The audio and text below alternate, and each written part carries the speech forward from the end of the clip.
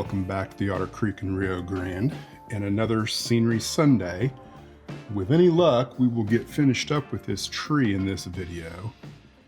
And I've kind of made a decision on the height of the tree to where the first branch structure comes in. And I think I want it to be 12 feet. I think before I mess with any of the bark texture or the wire, I want to go ahead and paint this. And I don't think there's any reason to document that. I'll just show you what I used and what it looks like when I come back. Here's what it looks like after painting. And what I use is this Rust-Oleum camouflage flat earth. And then I kind of dust the tops with the flat khaki, same thing, Rust-Oleum camouflage. The idea behind just kind of dusting the tops is just, I don't know, to give it a little more flavor of color. You could probably do a little better job with an airbrush maybe, but I think this works fine. After you get the leaf cover on top of it, it really doesn't matter. So now what I'm going to try and do is unwind some of these, or really all of them, that are on the outside wires up to where I'm about 12 feet.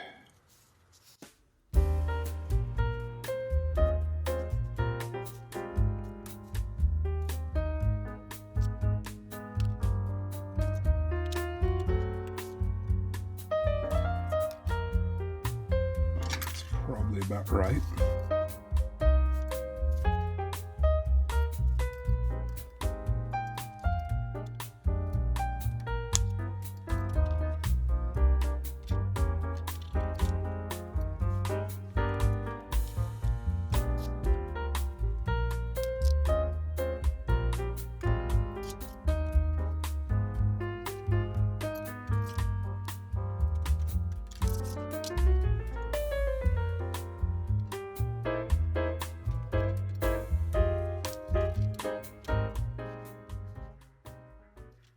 Now, I think,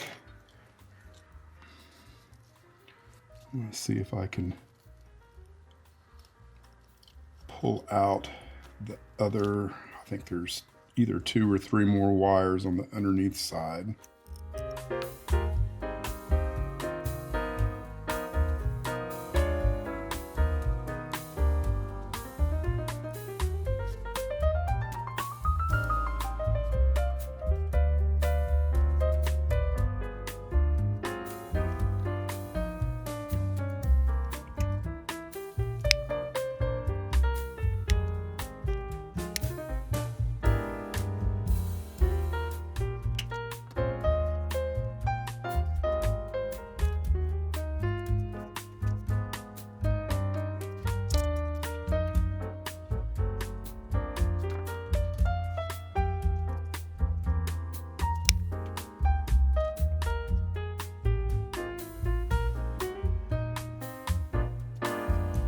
I don't know if those are going to be strong enough as they are right now to hold the tree. Probably not.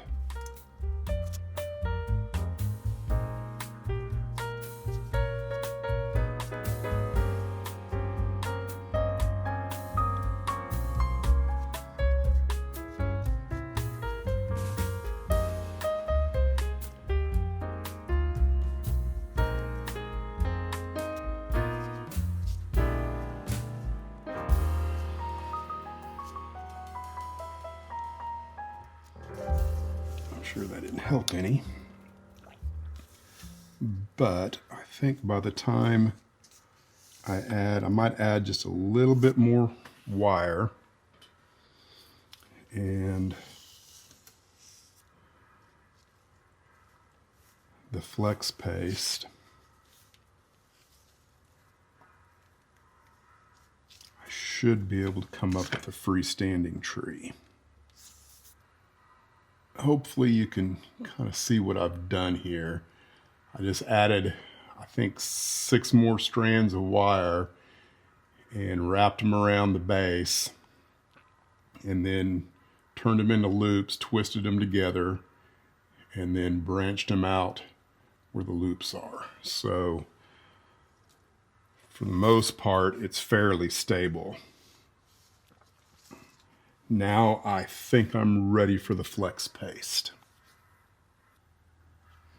I'm in progress of putting on the fiber paste. I think I called it something else in a previous segment.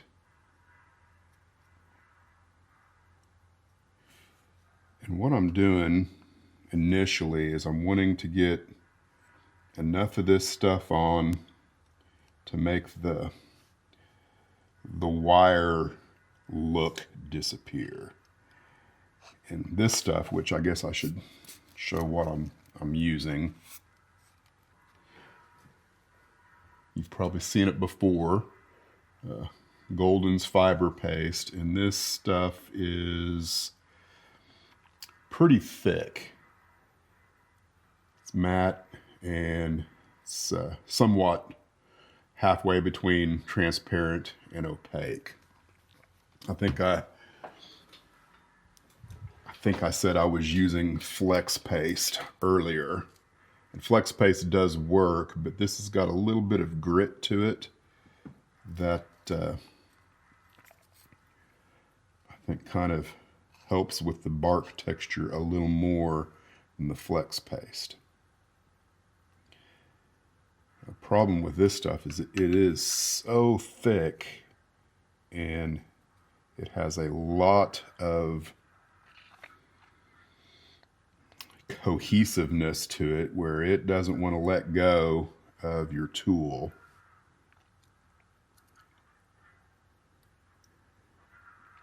And kind of what I found is having a little bit of water available and a paintbrush works pretty good to kind of move it around a little bit.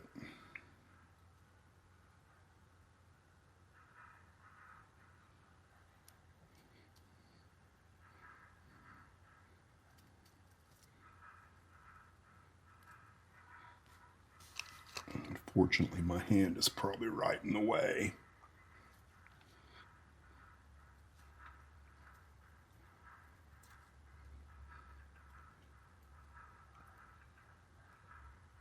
I'm not too concerned about what the very bottom of it looks right now, because I'm gonna kind of let this dry. Kind of let whatever anomalies happen up towards the top of the tree just happen. The top of the trunk.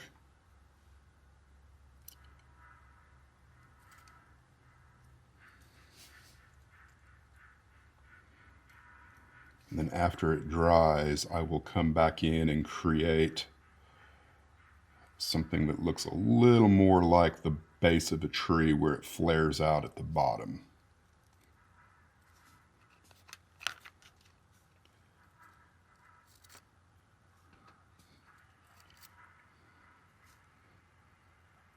All right, I'm going to let that dry at least for 15 or 20 minutes and come back and add a little more. This next part is something that, I'm still kind of working on as far as a process, so I'm kind of inventing this as I go. What I've done is I've put in kind of a 90-degree bend in some of these roots to anchor it into the foam, and then I'm on top of wax paper, and now I'm going to start building up the outside base of this with the fiber paste, and hopefully this will work the way I think it should.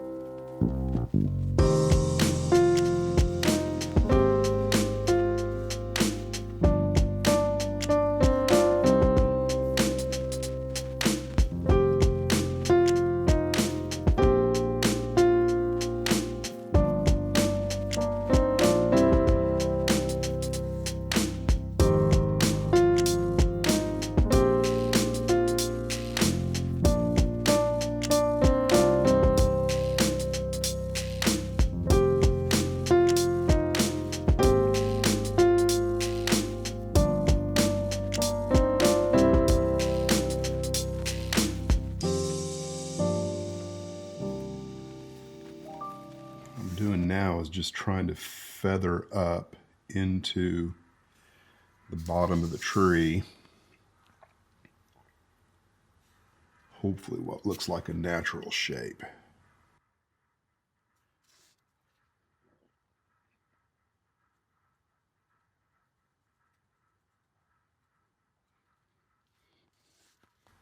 And I also kind of want this to be thick enough in places that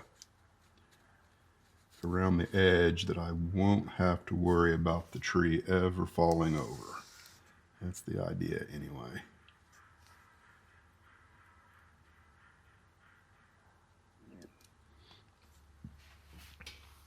All right, I think that's looking good enough for me.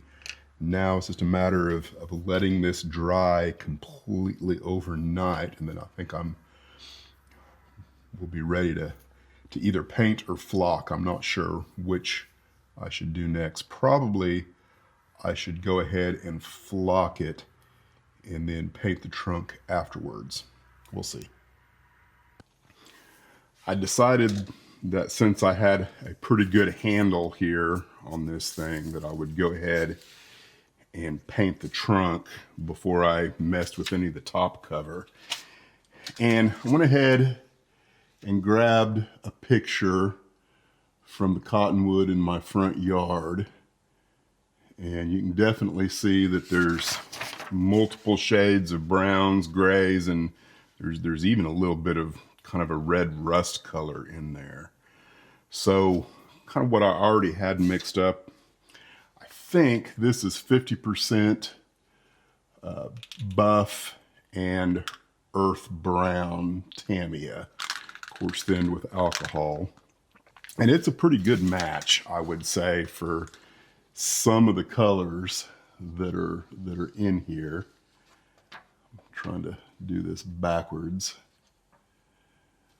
So I think that's a good place to start. And ultimately, you know, where I have this planned for the layout, I think, you know, at best, unless you lean way over the layout, at best, you're probably going to be about 3 feet away. So I think some of the detail in here is going to be lost. All right, I'm going to get started and kind of give this a base coat and see what it looks like.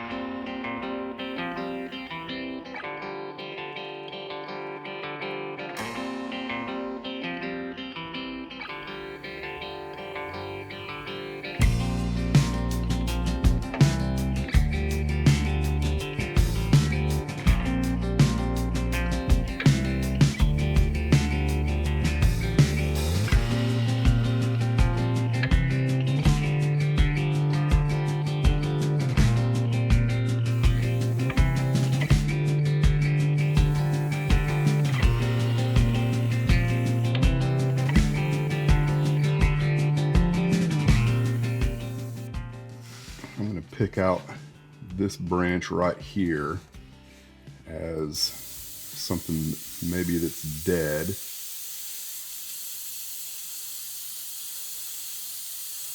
So I've got kind of a gray.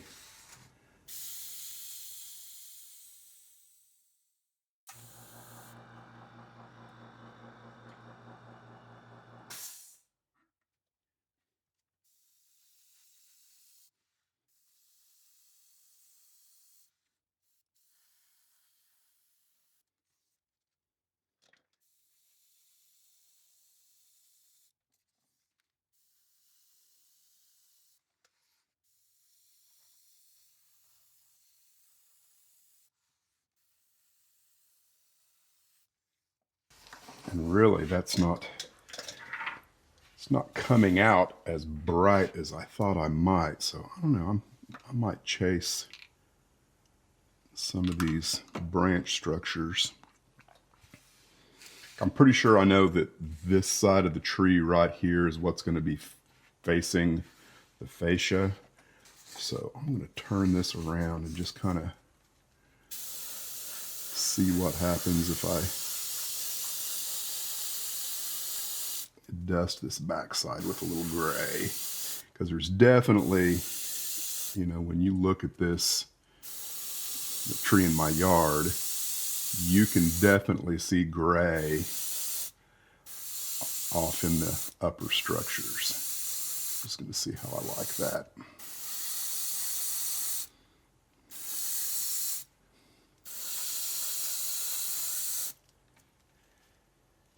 It's definitely making it pop out a little bit more, even if it's not the exact right color. I think it will lend itself to viewing maybe a little bit better. It's kind of where having really fine sawdust as your upper branch texture comes in handy. And I can kind of see where I used the larger sawdust.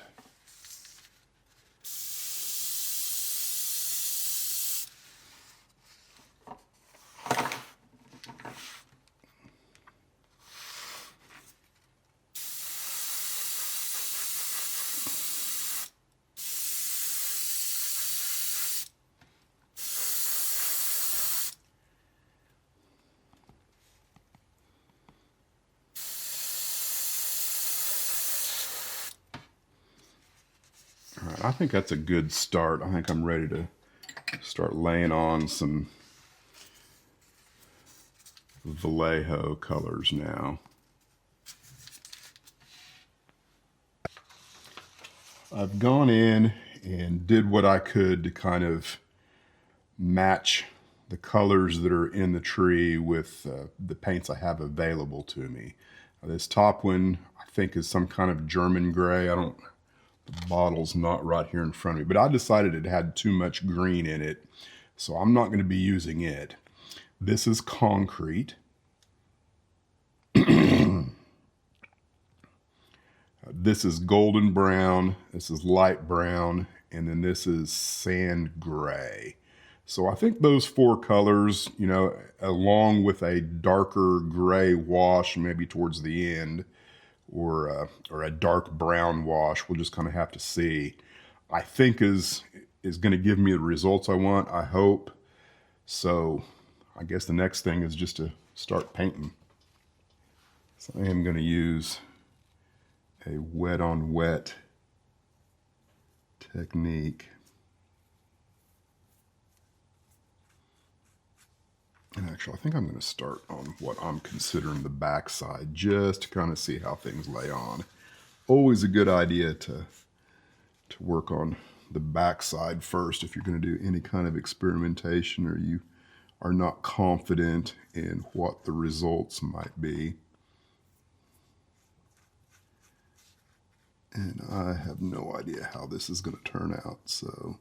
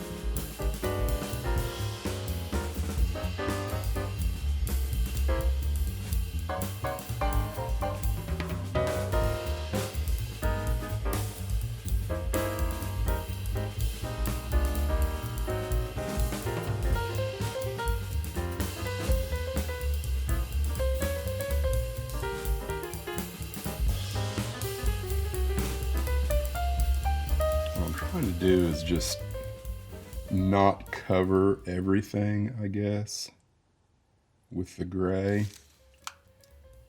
Letting some of the base color come through.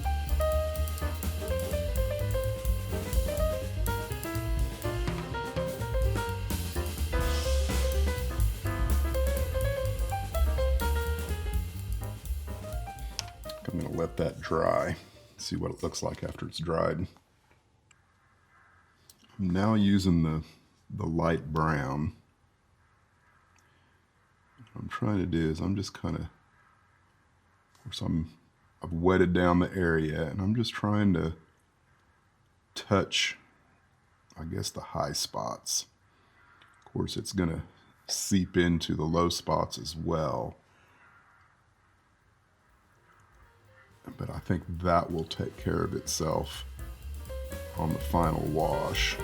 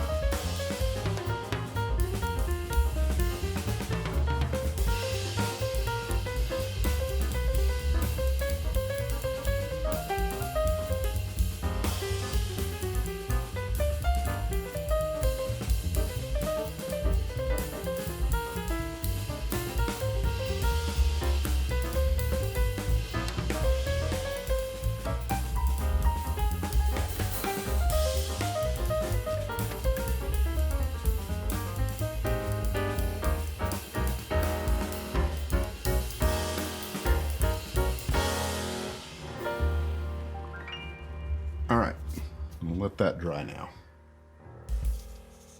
I've got the golden brown, the light brown, and the concrete in there, and also some of the sand gray. And I think I'm ready now to go in with a wash. And what I'm gonna use is this AK wood, and I'm going to start out with just kind of doing a pin wash just to see what it looks like. And of course, you know, I kind of gave up trying to film any of this in any kind of meaningful way, because this kind of tedious work, I have to be pretty close to my face to kind of see what I'm doing, which doesn't lend well to videography. I'll come back once I've done this step. Again, I don't know how well you can see the detail. I certainly can't see how the varying shades and stuff like that, looking at the camera, you know, through what you guys would see. Because the focal length on my glasses just aren't enough to know how well it shows up. I'll try and kind of get it in the light. Regardless, I will definitely take pictures at the end. I'm not going to say the color is probably perfect to what my pictures are by any means, but I do think it's representative of a decent looking tree and tree bark. I've got some anomalies in there that might look like previous branches were chopped off and overgrown or whatever. So I think the next thing is to put the leaf cover on. I don't know that I've got anything as far as leaf material goes that will accurately represent a cottonwood.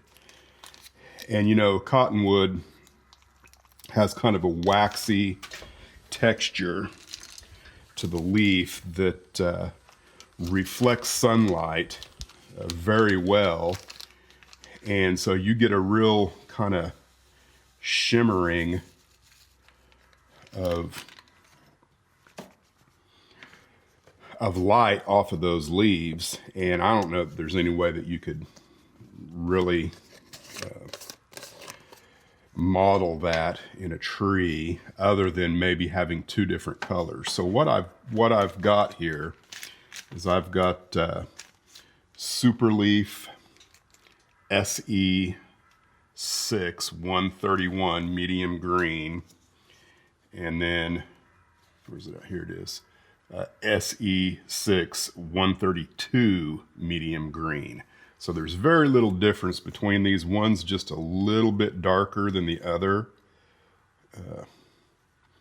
Probably shouldn't have put that all in together, because I think I'm going to get more of one than the other. Yeah, I shouldn't have done that. Oh well. I didn't think there was as much in there as there was.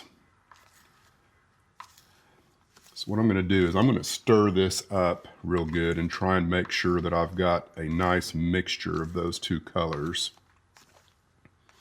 And maybe, just maybe, they'll lend themselves to a slightly different shimmering of leaf light. All right, I'm going to come back after I've got this stirred well. This process is pretty much identical to the static grass process. I'm just going to start with the underneath side and brush on this matte medium.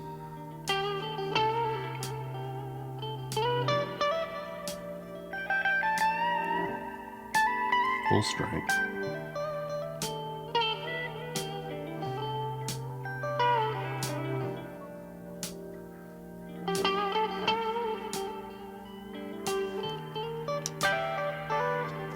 And it's pinch and sprinkle.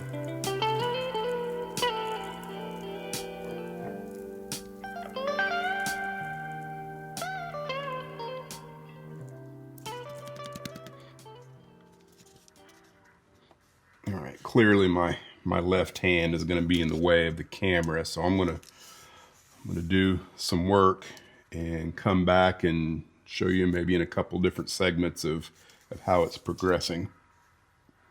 Pretty self-explanatory. I've gone and done the entire bottom side. Everything that is really easy to get to and see from the bottom. So even some of the upper structures have been leafed, even from the top. And you know, I think kind of the key to this part of the process is less is more. You want a certain amount of transparency to go through the leaves so that you can see the sticks and the branches, and it's just a matter of putting on just enough that it represents a nice leaf structure without it being, matted in or anything like that. All right, I'm gonna probably do the rest of it and come back and show you what it looks like after I'm finished. There it is, the finished sisal tree. And if you're curious about the height, if I can find a good place. Right about there, which is right about 60 feet. So that's right in line with how tall that kind of tree should be. And it might appear to be pretty tall from here to there, but part of that is also I wanted to be able to easily reach underneath it, because there's going to be something you know, in here as well up underneath it. I don't know what it's going to be yet, but it's just going to add to the overall scene. And I also think that, you know, I probably could have added a little more highlights in here. And of course, there's really nowhere where I can put it and look and view it from a distance and kind of see the whole thing at once, that you can see the texture on the tree anyway, which I might show some different pictures of it when we close up here. But there it is. I'm calling it finished. And I think it took me, I want to say I worked like 3 half-day Sundays, and then, you know, 2 or 3 nights, 20 minutes at a time on a weeknight or so to get it to where it's at right now. So yeah, it's a commitment in time, but I think it's well worth it when the entire scene gets finished. That tree will not look out of place with anything else in there, and there may be a couple more smaller trees similar to it before it's all done. All right, thanks for watching, guys. We'll see you again on another Scenery Sunday.